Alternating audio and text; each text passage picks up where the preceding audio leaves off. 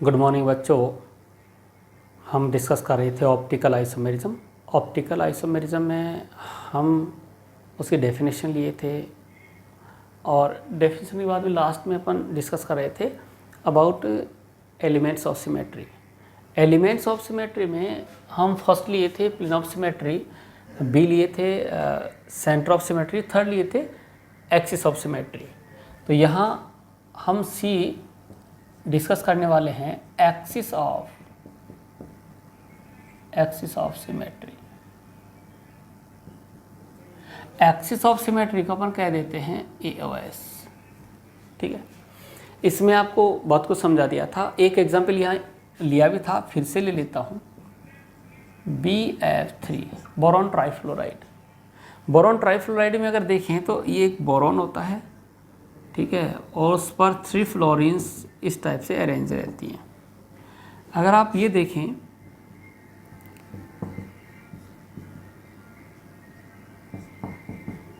इनको देखेंगे तो ये एक ही नज़र आ रहे हैं। ठीक है, ये सब आपको एक ही नज़र आ रहे हैं।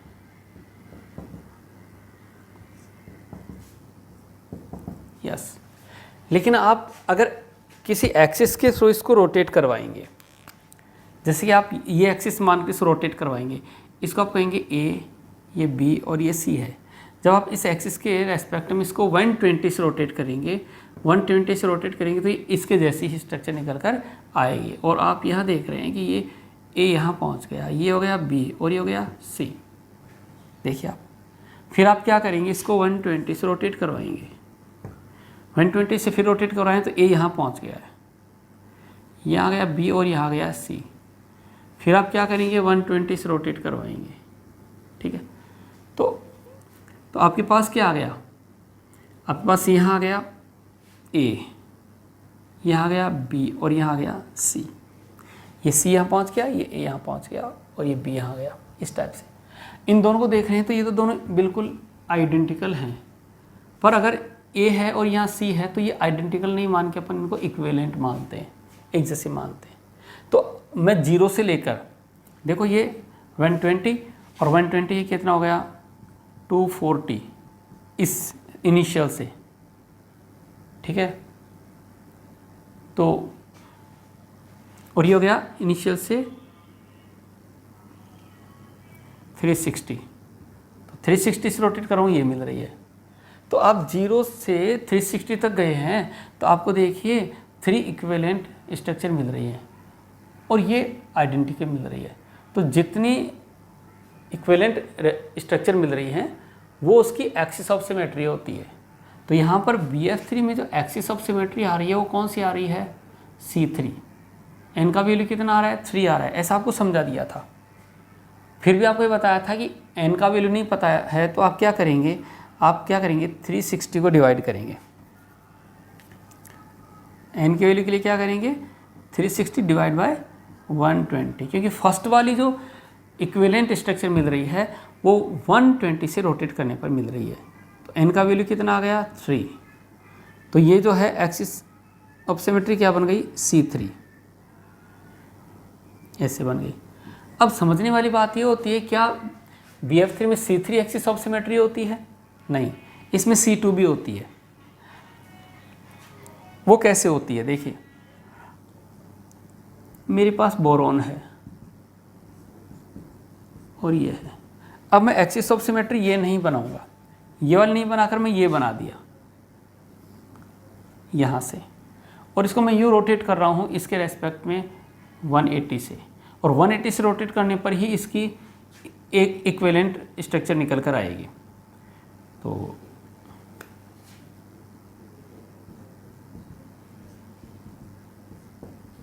ये आ गया। तो अब ये वाला यहाँ शिफ्ट हो गया और ये वाला वापस यहाँ आ गया। कैसे पता चलेगा, आप इसको A मान लीजिए, इसको B मान लीजिए, तो यहाँ पर कौन आ गया, B, और यहाँ कौन आ गया, A। अब इसी के रेस्पेक्ट में आप रोटेट करवा दीजिए 180 से। ठीक है, तो 180 से रोटेट करवाएंगे तो आपके पास फिर क्या आ जाएगा, B, ये F आ गया, ये एफ और ये एफ, ये वाली जो है अब कौन हो गई है ए और ये हो गई है बी। आपने ये वाली एक्सिस सेलेक्ट की थी तो देखिए ये तो आइडेंटिकल आ रही है और ये इक्विवेलेंट आ रही है, तो दो इक्विवेलेंट मिल रही हैं तो एक्सिस ऑफ सिमेट्री क्या हो गई C2। और आप रोटेशन से निकालें तो n की वैल्यू जो है वो क्या आएगी 360 divide by 180 equals 2 means C2। तो आपके पास जो BF3 है उसमें उस BF3 में C3 भी आ रही है C2 भी आ रही है और आपके दोनों ऑप्शन अलग अलग जा रहे हैं। पूछ लिया है कि BF3 में जो है BF3 में एक्सिस ऑफ सिमेट्री कौन सी है, C2 है या C3 है, तो फिर जिसमें n का वैल्यू ज़्यादा होती है, n का वैल्यू ज़्यादा होता है उसको आप टिक करेंगे। समझ में आ रही बात? इस टाइप से जैसे देखो आप बेंजीन है, बेंजीन प्लेनर है, अगर मैं ये एक्सिस ऑफ सिमेट्री मानूंगा तो इसके पास एक, अब देखिए अब आपको डायरेक्ट देखना आना चाहिए। फर्स्ट टाइम कितने से रोटेट करूंगा, यहाँ से देखिए आप 60 से रोटेट करूंगा, 60 से रोटेट करते ही ये मिल रहा है मेरे को, ठीक है। अब देखिए ये वाला जो है यहाँ से ये वाला पार्ट यहाँ पहुँचते ही फर्स्ट टाइम इक्विवेलेंट निकल कर आएगी। तो यहाँ से आप क्या 60 मान रहे हैं तो आप क्या करेंगे 360/60 कितना हो गया 6 हो गया। तो यहाँ n का वैल्यू क्या आ रहा है, n का वैल्यू आ रहा है 6, तो यहाँ एक्सिस ऑफ सिमेट्री क्या हो गई C6। दूसरा आप ये भी मान सकते हैं प्लेनर मॉलिक्यूल है, आप रोटेट कर दीजिए 120 से तो इसके पास में C2 एक्सिस ऑफ सिमेट्री भी होती है, तो जिसके लिए n का वैल्यू ज़्यादा है वो ज़्यादा प्रेफर की जाती है एग्जाम में, ठीक है। तो इस तरीके से अपने पास बेंजीन में C2 C6 axis of symmetry आती है जिनमें ये मान लेते हैं, ठीक है। फिर आपको एक क्वेश्चन दिया था,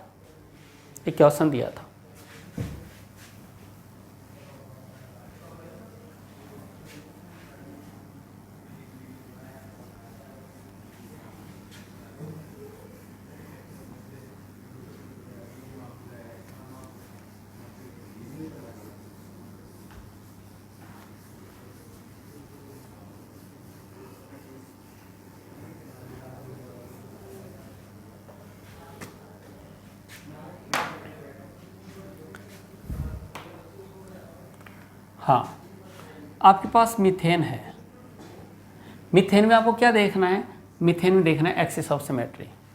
अगर मीथेन की बात करें तो आपके पास ऐसे होता है। अगर आप इसको BF3 की तरह देखें, है ना, कि BF3 जैसा देखूं तो BF3 में 3 वैलेंसी थी तो आपके पास C3 एक्सिस ऑफ सिमेट्री निकल कर आई थी। अगर आप इसको वैसे ही इमेजिन करेंगे कि साहब 4 वैलेंसी हैं तो C4 एक्सिस ऑफ सिमेट्री हो जाए तो गलत हो जाएगा। आपको ये जानकर थोड़ा सा सरप्राइज होगा कि इसमें C3 एक्सिस ऑफ सिमेट्री होती है। अब देखिए मेरे पास अमोनिया है, डायरेक्ट पहचान आना चाहिए, ये H और ये H, इसके पास लोन पेयर है, इसके पास भी क्या हो रही है C3 एक्सिस ऑफ सिमेट्री आ रही है। दोनों में कौन सी होती है C3 एक्सिस ऑफ सिमेट्री। कैसे होती है समझाता हूँ।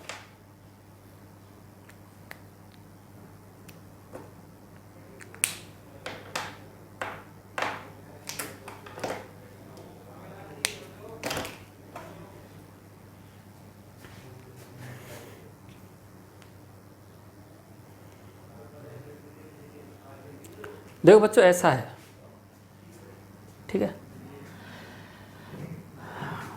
मीथेन ऐसा होता है, ये H है, ये H और ये H है। अब आपको क्या करना है, इसमें एक्सिस ऑफ सिमेट्री आपको भेजनी है। तो एक इमेजिनरी एक्सिस है जिसके रेस्पेक्ट में रोटेट करने पर उसके जैसा ही मिलकर आए। जैसे मान लीजिए ये इस टाइप से है, ये H है, ये वाली H ये है, ये वाली H और ये वाली H ऐसे है।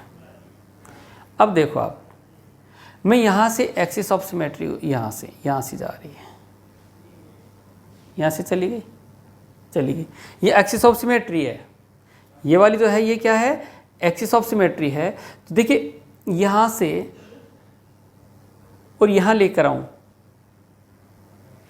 यस, तो फर्स्ट टाइम एक जैसी मिली है। जब ऐसे था तो 120 से रोटेट करने पर फर्स्ट टाइम एक जैसी मिली है, फिर 120 से रोटेट करूँगा उसकी जैसे मिलेगी, फिर 120 से उसकी जैसे मिलेगी। तो यहाँ समझने वाली बात यह है कि इसका बॉन्ड एंगल तो 109.28 होता है, पर 120 से रोटेट करने पर फर्स्ट टाइम इक्विवेलेंट मिलती है। तो यहाँ जो मीथेन है उसमें C3 एक्सिस ऑफ सिमेट्री होती है।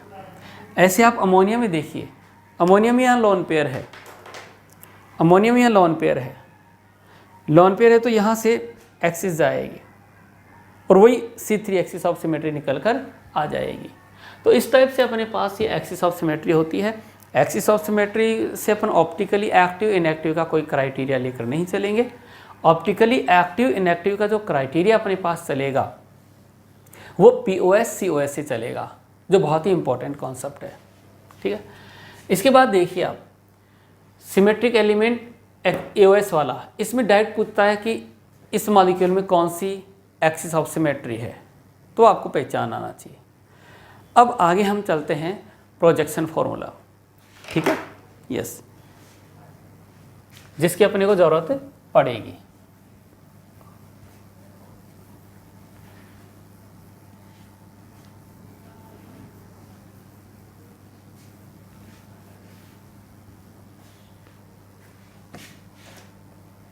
यस, अब नई हेडिंग लेते हैं प्रोजेक्शन फॉर्मूला।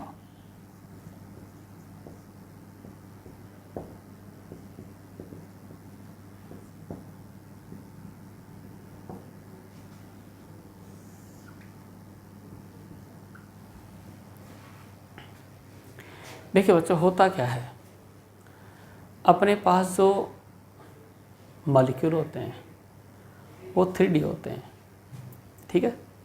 जो मॉलिक्यूल हैं वो क्या अपने पास 3D होते हैं, 3D है ना। और जो अपने पास बोर्ड है वो 2D है, 2 डायमेंशनल, और जो मॉलिक्यूल होते हैं वो 3 डायमेंशनल होते हैं। तो बच्चों 3 डायमेंशनल मॉलिक्यूल को 2 डायमेंशनल पर कैसे रिप्रेजेंट किया जाए, इसके लिए अलग अलग साइंटिस्ट आए और उन्होंने अलग अलग अपने थॉट्स दिए, अलग अलग प्लानिंग बताई, और ये कहा कि जब 3D मॉलिक्यूल को आप 2D पर रिप्रेजेंट कर रहे होते हैं तो आप इस टाइप से रिप्रेजेंट करिए कि वो 3D जैसा अपने को फील हो। 2D पर ही अपने को लगे कि ये 3D जैसा है, जैसे आप मूवीज़ होते हैं 3D मूवीज़ आ रही है, ठीक है। तो इसके लिए अपने पास डिफरेंट प्रोजेक्शन फॉर्मूला आते हैं, जिसमें फर्स्ट आता है फ्लाइंग वेज-डेस फार्मूला, फिर नेक्स्ट आता है फिशर प्रोजेक्शन फार्मूला, नेक्स्ट आता है साहॉर्स प्रोजेक्शन फार्मूला, नेक्स्ट आता है न्यूमैन प्रोजेक्शन फार्मूला। तो यहाँ डिफरेंट प्रोजेक्शन फार्मूला है, जिसमें हम फर्स्ट लेते हैं वेज-डेस या flying wedge formula.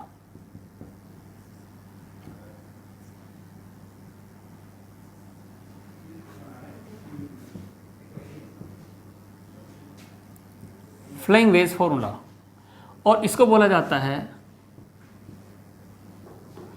वेज-डेस formula, yes. ये फ्लाइंग वेज फार्मूला कहो चाहे इसको वेज-डेस फार्मूला कहो। इसमें जो 3D मॉलिक्यूल है उसको 2D पर कैसे रिप्रेजेंट किया है कि जो कार्बन है वो टेट्रावैलेंट है, और उस कार्बन की जो 2 वैलेंसीज हैं वो जैसे ये A है और ये B है, ये जो सिंपल लाइन से बताई गई है वो इन प्लेन, वो पेपर के प्लेन में मानी गई है। और रिमेनिंग जो 2 वैलेंसीज हैं उनमें से एक वैलेंसी को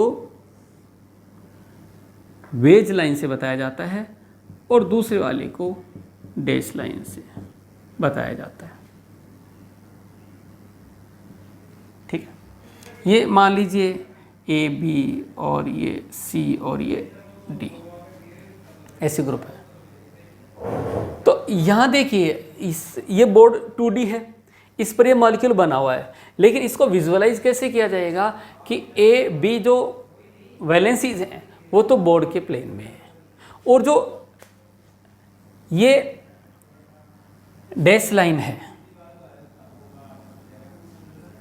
ये डैश लाइन है, और ये कौन सी है, वेज लाइन है, सॉरी उल्टा हो गया, ये मेरे पास डैश लाइन है और ये मेरे पास वेज लाइन है। यस, तो ये जो वेज लाइन है, ठीक है नहीं, वो ये रिप्रेजेंट करती है कि ये वाला जो ग्रुप है, ये वाला जो एटम है वो टुवर्ड्स द वीवर है।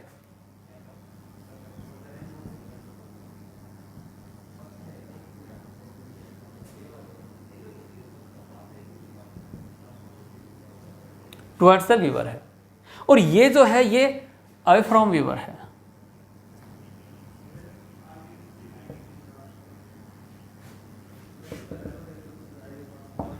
ये वाला है, ये जो देख रहा है देखने वाले की तरफ है, और ये देखने वाले से दूर है। ठीक है, कैसे?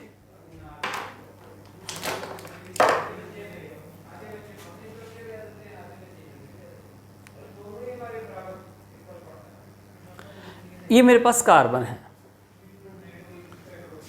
और बच्चों कार्बन टेट्रावैलेंट है। टेट्रावैलेंट है तो देखिए आप, ये ए और बी, जिसे बोर्ड का ये प्लेन है, तो ये ए और बी ऐसा है, तो ये कौन होगा? ये ए है और ये बी है, तो पक्का ये कौन होगा? ये होगा ये सी, ये सी होगा, क्योंकि ये आपकी तरफ होना चाहिए टुवर्ड्स वीवर। और ये डैश जो लाइन है, ये वाली, ये डैश लाइन, ये बता रही है इस वाली वैलेंसी को। तो यहाँ से अपने को मॉलिक्यूल ये 3D था, इसको 2D पर रिप्रेजेंट करना है। तो 2D पर रिप्रेजेंट करना है तो मैं कहूँगा कि ये कोई भी दो वैलेंसी हैं वो बोर्ड के प्लेन में रहेंगी, और एक आउट ऑफ प्लेन रहेगी टुवर्ड्स द वीवर आपकी तरफ, और एक होगी आपसे दूर होएगी, जिसको डैश लाइन से बताएंगे। मतलब ये जैसे मान लो आप मॉलिक्यूल में ए है और ये बी है, तो पक्का ये कौन होगा? सी होगा, और ये पक्का कौन होगा? डी होगा। ऐसे आपको इमेजिन करना है, बस इतना ही है फ्लाइंग वेज डैश में। ठीक है, तो इस टाइप का जो फॉर्मूला दे रखा है वो वेज डैश फॉर्मूला होता है, फ्लाइंग वेज फॉर्मूला भी बोला जाता है। फ्लाइंग यहाँ जो है वो साइंटिस्ट था। ठीक है, इससे भी अच्छा है, ये इम्पोर्टेंट भी है। इससे ज़्यादा इम्पोर्टेंट अपने पास आता है अब फिशर प्रोजेक्शन फॉर्मूला।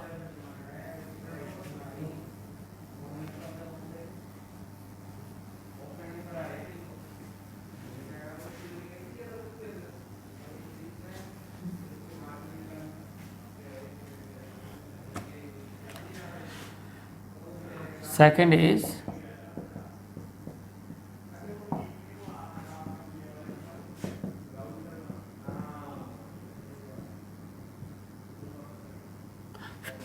फिशर या scientist, Fisher projection formula, Fisher scientist है।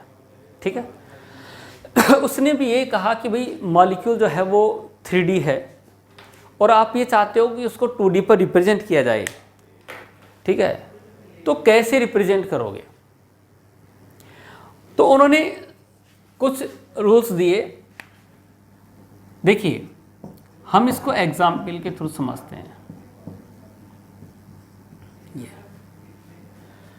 फिशर ने फर्स्ट रूल ये बताया कि आप मॉलिक्यूल को देखिए, मॉलिक्यूल में कायरल कार्बन पहचानिए। कार्बन विच है for different valency is called chiral carbon. ये वाला जो कार्बन है वो कायरल है, ऑल वैलेंसीज आर डिफरेंट, ये डिफरेंट वैलेंसीज हो रही है। तो यहाँ देखिए, ये तो नहीं है कायरल, ये भी नहीं है। फिशर ने कहा कि पहले आप कायरल कार्बन और कायरल एटम देखो, मॉलिक्यूल में कितना आया? 1 आया। तो आपको करना क्या है कि जो वर्टिकल लाइन है, सबसे पहले आपको वर्टिकल लाइन बनानी है, ठीक है। और वर्टिकल लाइन बनाने के बाद आप उसमें कायरल एटम देखिए, और जितना कायरल एटम आ रहा है उतनी हॉरिजॉन्टल लाइन बना दीजिए उस पर। इसमें एक ही कायरल कार बना रहा है, एक हॉरिजॉन्टल लाइन बना दी। तो इस टाइप का जो फॉर्मूला होगा वो फिशर से बनेगा। आपके पास ऐसा है CH3CH,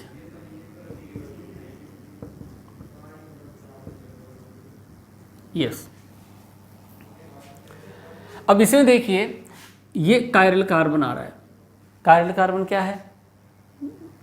जिसकी सभी वैलेंसी क्या है? अलग अलग हो, all valencies are different, yes.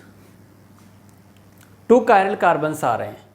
तो इसका फिशर बनाना है, तो आप क्या करेंगे? आप फिशर बनाएंगे तो ये कहेंगे सबसे पहले वर्टिकल लाइन, ठीक है। और वर्टिकल लाइन में जितना कायरल कार्बन उतना हॉरिजॉन्टल लाइन, यस। ये था पहला रूल। उन्होंने पहली बात यही कही कि भैया वर्टिकल लाइन पर आप क्या करिए? हॉरिजॉन्टल क्रॉस बना दीजिए। हॉरिजॉन्टल क्रॉस का नंबर जो है कायरल कार्बन के इक्वल होगा। हो गया, यस।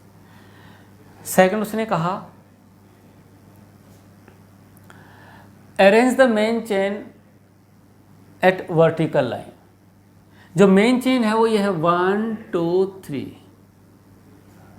यहां से 1 2 3 4।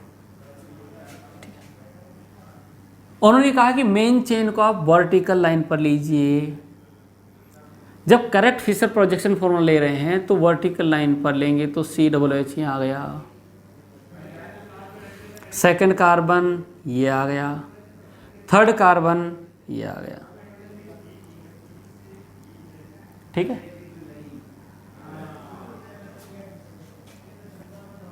इसके बाद फिशर ने ये कहा कि यहां जो वर्टिकल लाइन है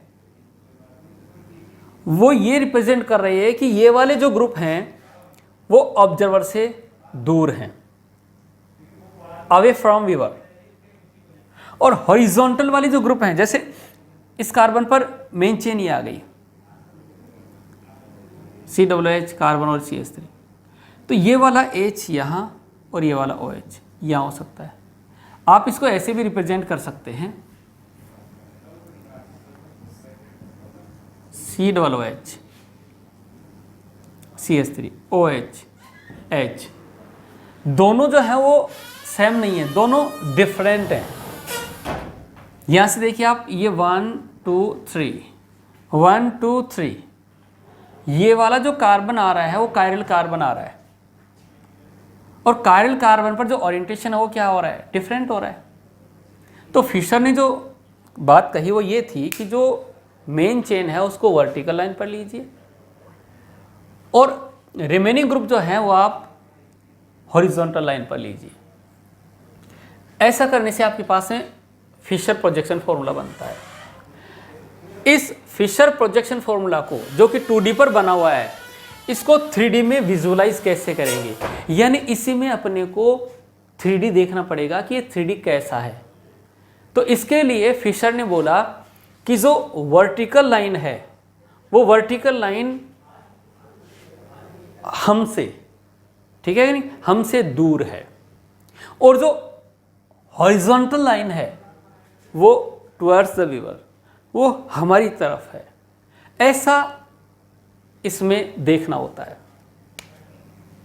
मेरी बात समझ गए होंगे कि जो वर्टिकल लाइन है, वर्टिकल लाइन वाले group away from viewer, horizontal line वाले टुवर्ड्स द व्यूअर।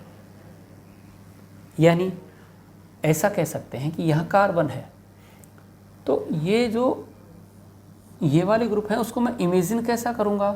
ऐसा, away from, sorry, towards the viewer, HOH, और ये COOH, और ये कौन आ गया? CH3। इसमें कैसा है? ये दूर है भाई, ठीक है। ये कार्बन है, ये कार्बन है, कार्बन से देखिए ये आपकी तरफ आ रहा है, ये कौन आ रहा है, H, ये कौन आ रहा है, H, यस, ऐसा आ रहा है। तो ये जो है 3D मॉलिक्यूल है जो 2D पर बना हुआ है, इसको विजुअलाइज कैसे करना है, ऐसे।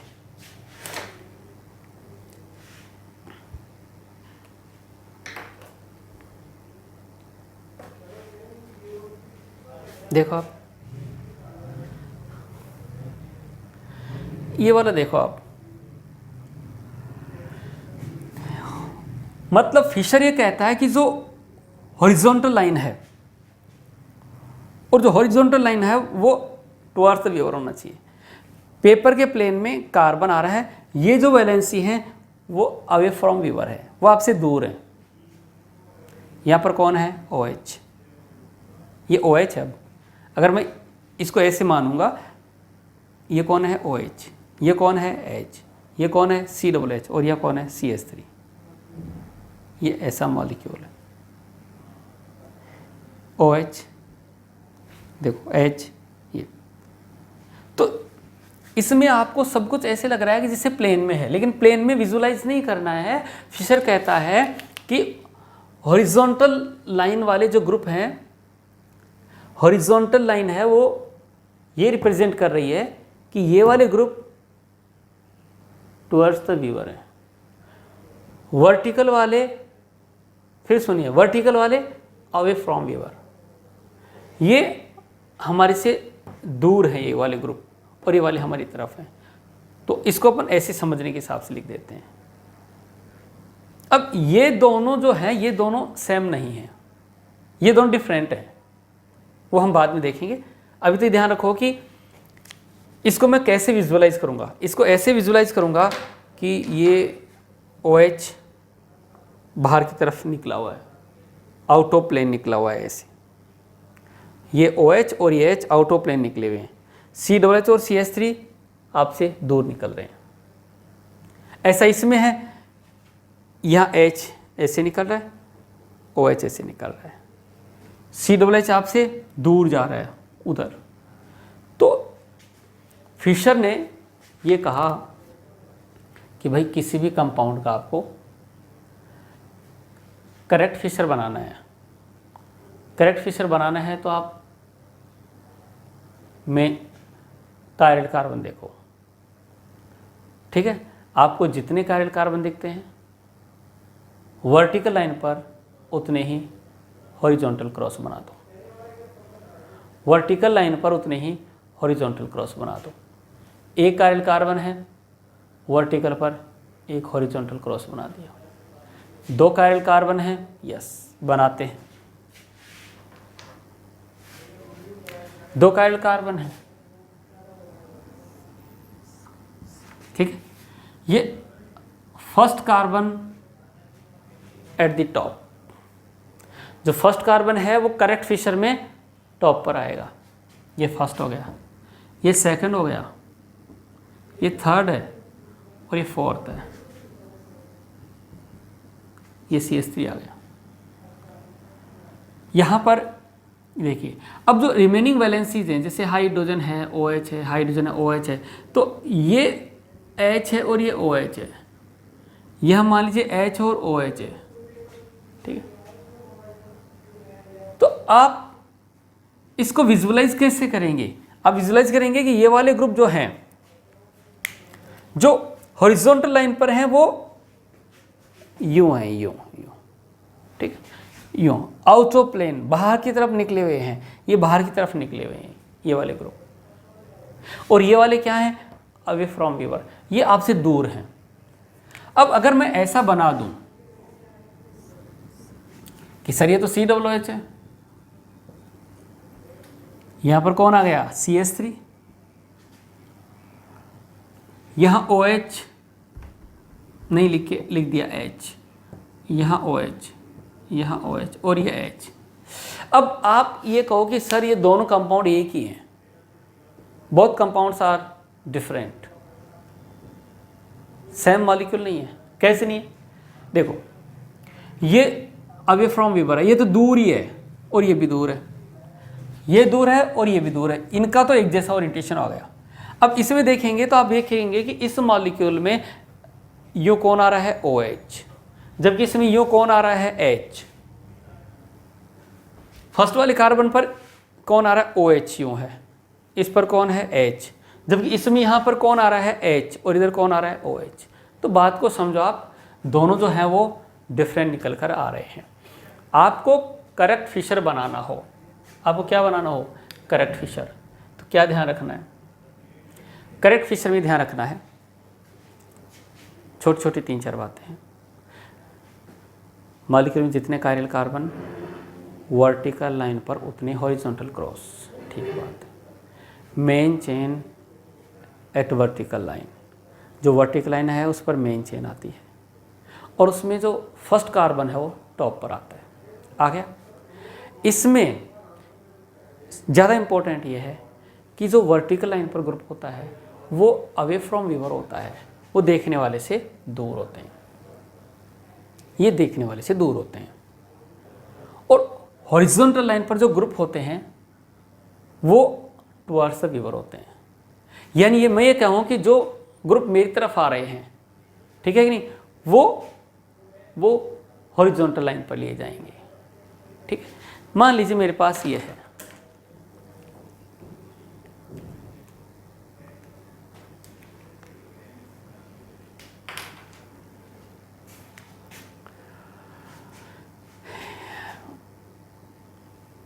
ये देखिए ABCD अलग अलग ग्रुप है, इसमें एक ही कायरल कार्बन है। तो यहाँ ये कायरल कार्बन बना दिया, ठीक है। इस कायरल कार्बन में ये A, ठीक है, ये B,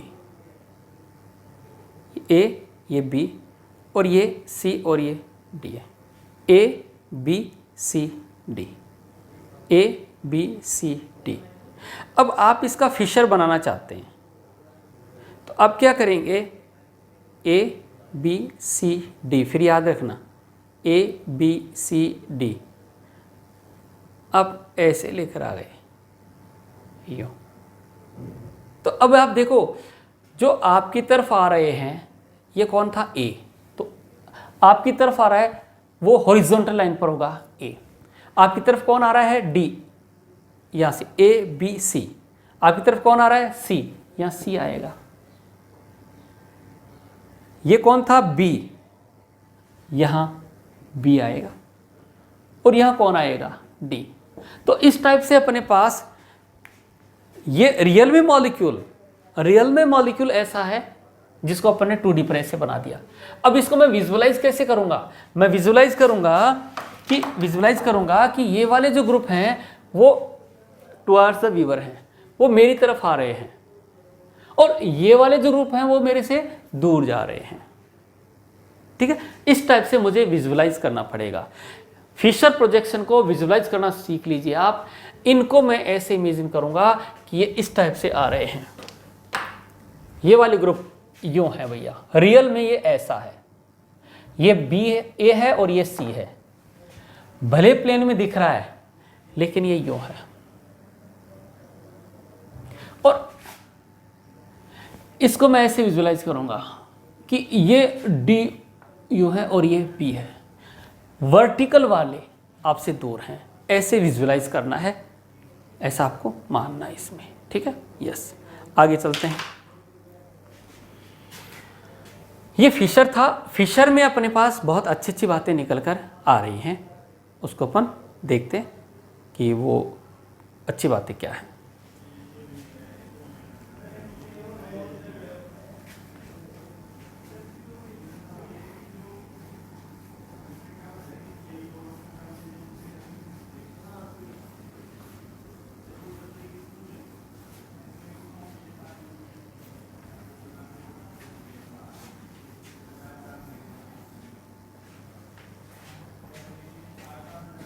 देखिए, इन फिशर इन फिशर प्रोजेक्शन फॉर्मूला, ठीक है, इन फिशर प्रोजेक्शन फॉर्मूला, जो भी आपको फिशर प्रोजेक्शन फॉर्मूला दे रखा है उसमें क्या क्या पॉसिबिलिटीज हैं। तो एक बहुत अच्छी बात, टू इंटरचेंज आर पॉसिबल।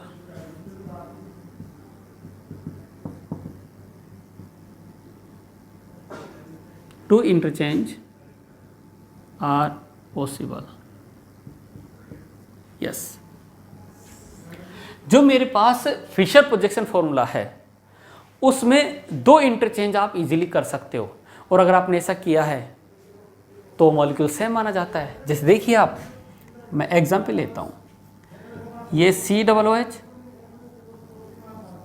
ये CH3, ये H और ये OH।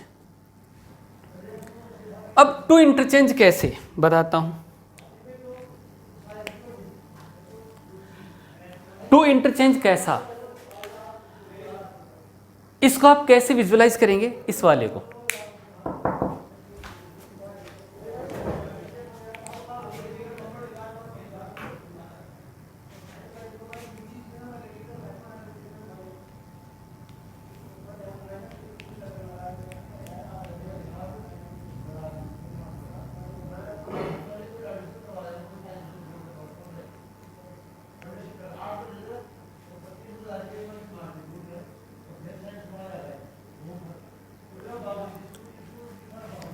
इस मॉलिक्यूल में क्या विजुअलाइज करूंगा, हॉरिजॉन्टल लाइन वाले हमारी तरफ, वर्टिकल वाले हमारे से दूर,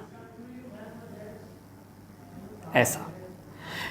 ये वर्टिकल लाइन वाला है, ये दूर है, अवे फ्रॉम व्यूअर, और हॉरिजॉन्टल वाला टुवर्ड्स द व्यूअर, ऐसा है। ठीक है, ऐसे मेरे को विजुअलाइज करना है। ये कौन है, COOH, ये कौन है, CH3, ये कौन है, OH, और ये H है। ठीक है, ये ऐसा मॉलिक्यूल है।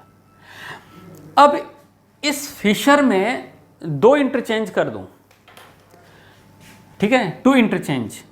इंटरचेंज का मतलब ये है कि मैं इसको इसके साथ चेंज कर रहा हूं, ये एक इंटरचेंज है।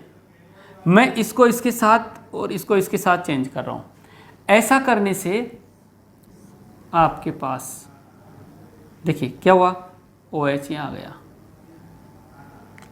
यहाँ कौन आ गया, COOH, यहाँ कौन आ गया, CH3, और यहाँ आ गया H, ये आ गया। अब इन दोनों को अगर देखा जाए तो दोनों डिफरेंट दिख रहे हैं दिखने में, लेकिन फिशर कहता है कि दो इंटरचेंज किए हैं तो मॉलिक्यूल का ओरिएंटेशन चेंज नहीं होगा, ये दोनों सेम हैं। कैसे, देखो ये ऐसे था, COOH CH3, OH था और ये H है। अब देखो इसमें इसमें COOH आपकी तरफ आ रहा है और CH3 भी आपकी तरफ आ रहा है, ये CH3 है, ठीक है, और ये COOH है, ये आपकी तरफ आ रहे हैं, लेके आओ लेके आओ, ये आ गए, COOH आपकी तरफ आ गया, CH3 आपकी तरफ आ गया, और ये मेरे पास ऑलरेडी OH था, अवे फ्रॉम व्यूअर हो गया, अवे फ्रॉम व्यूअर हो गया। तो इस टाइप से अपने पास क्या है कि दो इंटरचेंज कर रहे हैं। आपको एग्जाम में पेन वेन घुमाने की जरूरत नहीं है, आप दो इंटरचेंज कर रहे हैं तो समझ जाओ कि जो कॉन्फ़िगरेशन है वो सेम रहने वाला है, वो चेंज नहीं होता है, ऐसा यहाँ पर बताया गया है। ठीक है नहीं, तो फिशर प्रोजेक्शन में दो इंटरचेंज हमने आपको बता दिए हैं। इसके बाद में 180 से रोटेशन भी बताएंगे तो भी ठीक है कि नहीं, वही रहता है। क्लॉकवाइज एंटी क्लॉकवाइज रोटेशन भी बताएंगे हम लोग, लेकिन वो बताएंगे आपको नेक्स्ट लेक्चर में। यहाँ हम हेडिंग लेकर चल रहे हैं प्रोजेक्शन फार्मूला, उसमें भी लेकर चल रहे हैं फिशर प्रोजेक्शन फार्मूला, और इसको अपन आगे बढ़ाएंगे नेक्स्ट लेक्चर में। इस लेक्चर को अपन ये फिनिश करते हैं। Thank you.